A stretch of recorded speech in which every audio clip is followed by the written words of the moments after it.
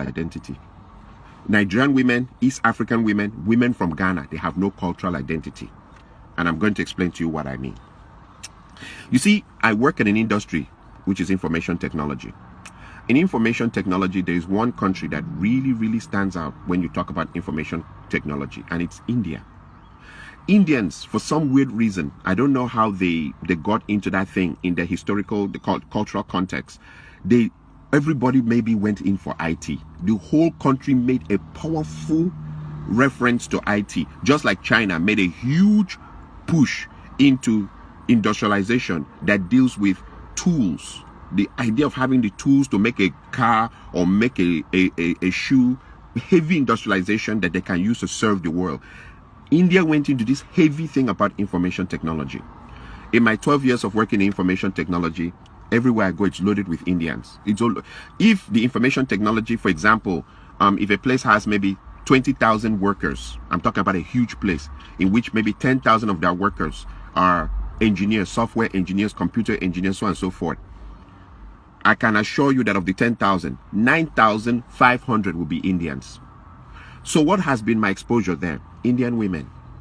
They're the one, they're 4 feet, some of them little 4 feet, things, small things that are making dream money. They came direct from their village into the system and they're making 180,000, 190,000, 200,000 dream money.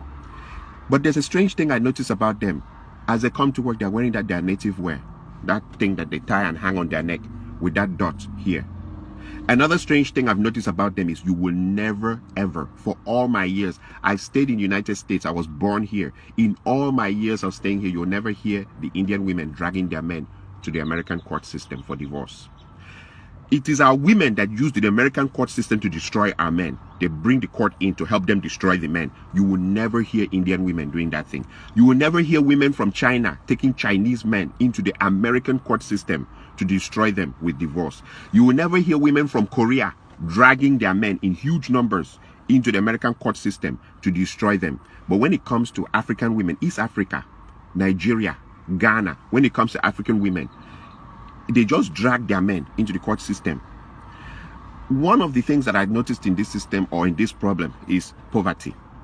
Bring these Indian women, they're making 150,000, 180,000.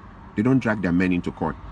Plus, sometimes, like in most places, all the places I've ever worked in information technology, they'll have one car. Not that I'm supporting that behavior, but there's something strange on why I see them. They have one car. They wait for their husbands. Even if their husbands are working 2 hours overtime over their time, they'll wait. Some of them pregnant, waiting for their husbands. When it's finished, they go into the same car with their husband and drive home.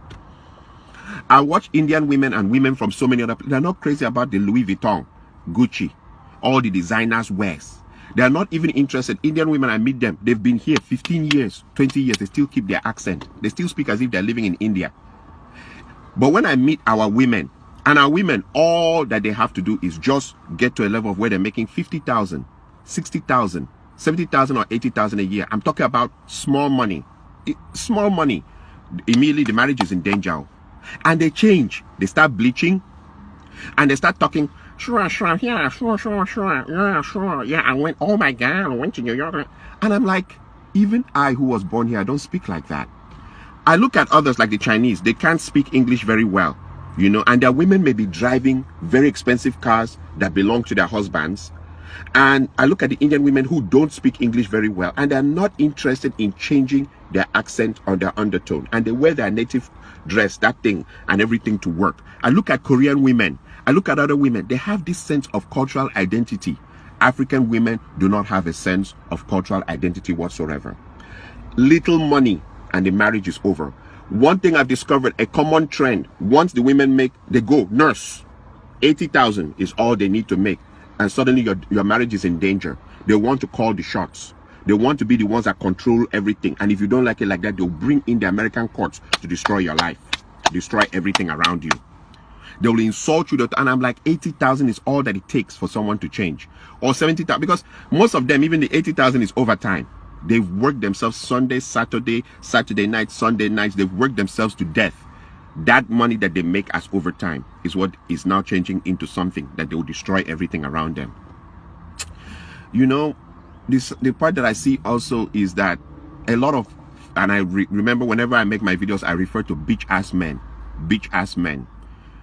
It has come to a point where we really can't define marriages in the African context anymore in the United States, because the man is changing diapers, he's washing the plates, he's sweeping the floor.